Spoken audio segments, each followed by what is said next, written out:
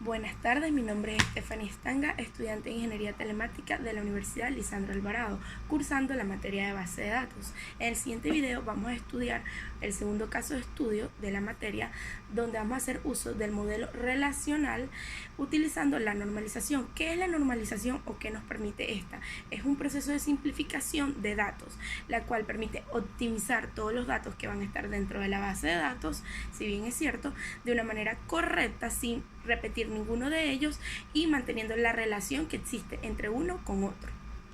El enunciado dice lo siguiente: un puesto de comida rápida de la ciudad de Barquisimeto lo ha contratado como experto para que gestione la información correspondiente a los datos que se deben considerar a fin de automatizar el proceso de atención al cliente con respecto a los pedidos y pagos de los que consumirá en el establecimiento. A continuación, se le hace entrega de la información recopilada a fin de que pueda realizar el correspondiente modelo relacional normalizado.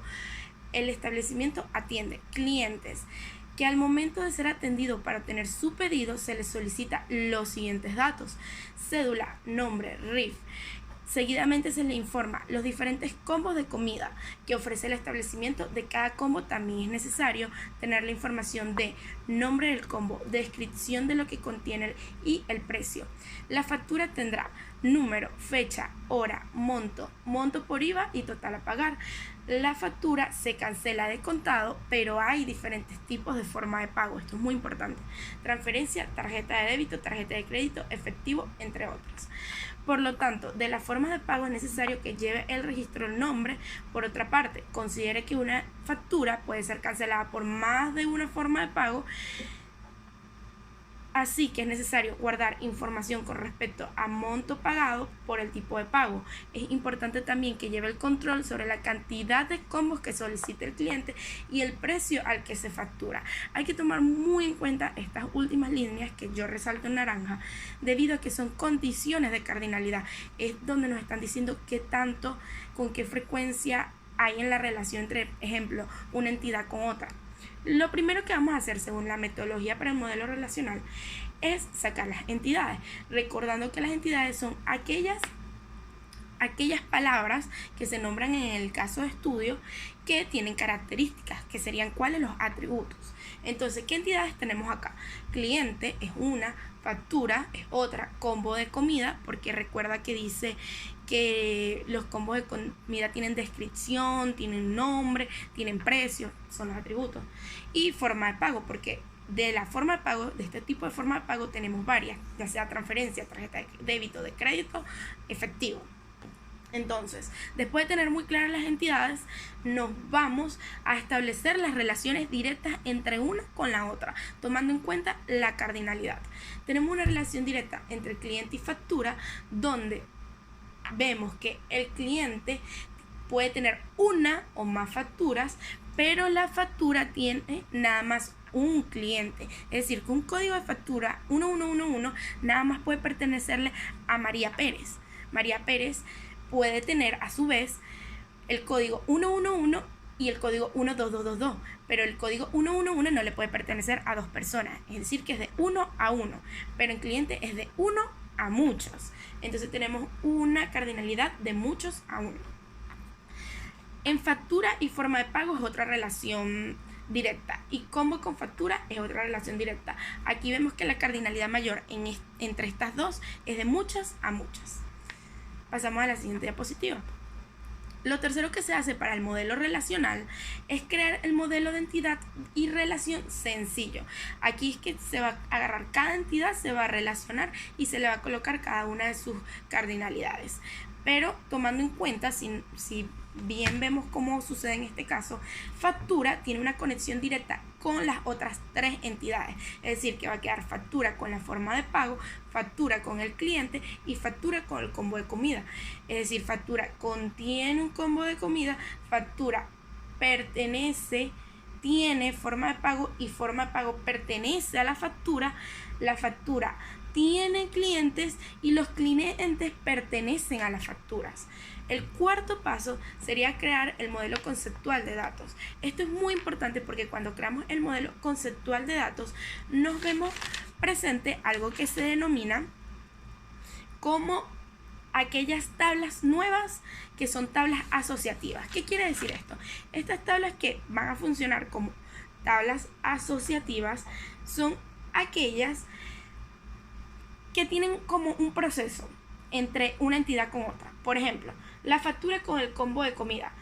Entre ellos hay una tabla nueva que va a presentar factura y combo de comida. Ya lo vamos a ver más adelante detalladamente cómo van a estar los atributos en cada una de esas entidades.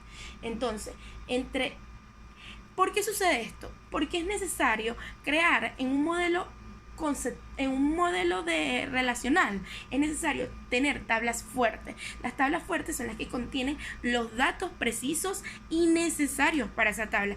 Es decir, que vamos a estar separando esos datos repetidos y vamos a estar de una tabla que está intermedia, la vamos a pasar a dos tablas fuertes.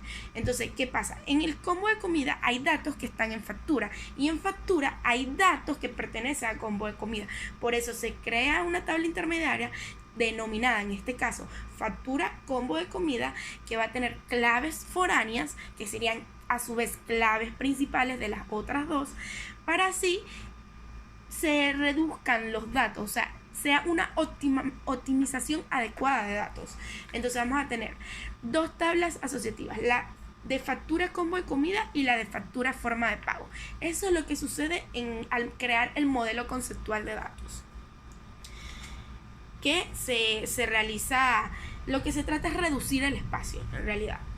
Luego, para ya casi tener listo nuestro modelo relacionado, tenemos que pasar al quinto paso, que sería la normalización. En la normalización ya habíamos dicho que la normalización era la simplificación de los datos para obtener una relación de datos adecuada. Aquí existen niveles para normalizar la base de datos. Tenemos de primera forma, de segunda forma, tercera forma normal de Bioscott, cuarta forma normal, quinta forma normal. Generalmente se normaliza hasta la tercera forma normal y este es uno de esos casos. Entonces, procedemos a normalizar. En la primera forma normal nos dicen que hay que eliminar los grupos repetitivos y de cada grupo se separa en tablas diferentes, lo cual ya veníamos haciendo. Y se asigna una clave primaria, ya sea simple o compuesta. En este caso vamos a ver que tenemos la tabla, ejemplo, la de clientes, y tenemos sus atributos. Llenamos esa tabla con los atributos. Tenemos la cédula del cliente, el nombre, el apellido, el RIF y el combo de comida. ¿Qué vamos a hacer acá? Como dice que la primera forma normal hay que identificar los datos que se repiten, listo. Hay que identificar los campos que varían, separar en tablas separadas, ya lo hicimos, y buscar un dato en común que relaciona la tabla. Aquí vamos con esto. ¿Cuál es ese dato en común que relacione a todo dentro de la tabla? Ese va a ser nuestro dato denominado como clave primaria. En este caso, en la tabla de cliente, donde tenemos nombre, apellido, RIF, combo de comida y cédula del cliente, nuestra clave principal va a ser la cédula del cliente. Así sucesivamente. En el caso de factura, vamos a tener número de factura. Si bien es cierto, hay que acotar que en el enunciado del caso de estudio número 2 nos dicen que no va a estar siempre en el enunciado o en algún caso las claves primarias así sobreexpuestas que se van a ver a simple vista. Por ejemplo, en el caso de combo de comida, donde tenemos el nombre, la descripción y el precio, va a ser necesario crear una clave primaria. En este caso sería código de combo. En factura, número de factura. En forma de pago, código de tipo de pago. Aquí también fue creada. En factura combo de comida. Aquí es muy interesante, que era lo que les estaba comentando anteriormente. Aquí, como esta es una tabla asociativa, una tabla fuerte que salió derivada de las otras dos, vamos a tener que involucrar las claves foráneas. O sea, van a tener, en vez de claves principales, primarias, va a tener claves foráneas, debido a que está involucrado dos entidades. Y estas dos entidades a su vez ya tienen claves primarias. Entonces, colocamos número de factura y código de combo como claves foráneas dentro de la tabla factura y combo de comida. Y es importante acotar que estas ya estaban establecidas como claves primarias en combo de comida y en la tabla de factura respectivamente. Ahora que ya tenemos eso listo, nos vamos a la segunda forma normal, que sería, las tablas deben estar en su primera forma normal, listo. Debemos identificar las dependencias funcionales y transitivas y sacarlas a formar otras tablas. En este caso no es necesario porque no tenemos ninguna de ese tipo de dependencias.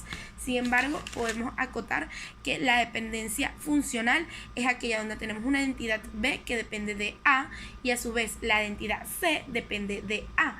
Entonces esto sería A, un atributo principal. Y la dependencia transitiva es aquella donde B depende de A, C depende de B y C a su vez también depende de A. Es decir, que sin un A, sin una identidad A, no existe ni B ni C. Muy bien. Ahora procedemos a normalizar a la tercera forma. ¿Por qué?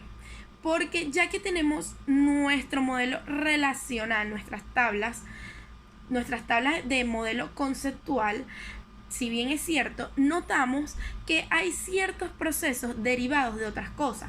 Por ejemplo, los totales, los montos de IVA. ¿Y qué sucede en la tercera forma de normalización?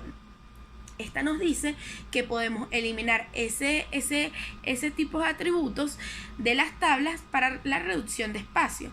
Por ejemplo, en el caso de factura, nos va a quedar que nada más vamos a necesitar como atributo, como datos esenciales para nuestra base de datos, el número de factura, que es la clave primaria, la fecha, la hora y la cédula, porque son con los datos que vamos a estar trabajando. Los procesos que derivan de esos datos no son necesarios para la optimización de datos, es decir, que los eliminamos. Eliminamos los campos calculados o derivados y nos queda de la siguiente forma. Por último, podemos proceder a dibujar el modelo relacionado tomando en cuenta que dentro de las tablas los nombres de los atributos lo vamos a hacer. Tenemos dos opciones. Una que es colocar las tres primeras letras del atributo más las tres primeras letras del nombre de la tabla, y la segunda es viceversa, es lo mismo pero al revés. Las tres primeras letras de la tabla al inicio más las tres primeras letras del atributo. Yo decidí hacerlo con la primera opción. Por ejemplo, en el caso de la tabla de cliente, el título es cliente. ¿Cómo va a quedar nuestra clave principal? Como C de cédula, CEDET, más CLI, CLI de cliente. Entonces queda CEDCLI. Así va a ser la denominación de cédula cliente. Y así sucesivamente con todo.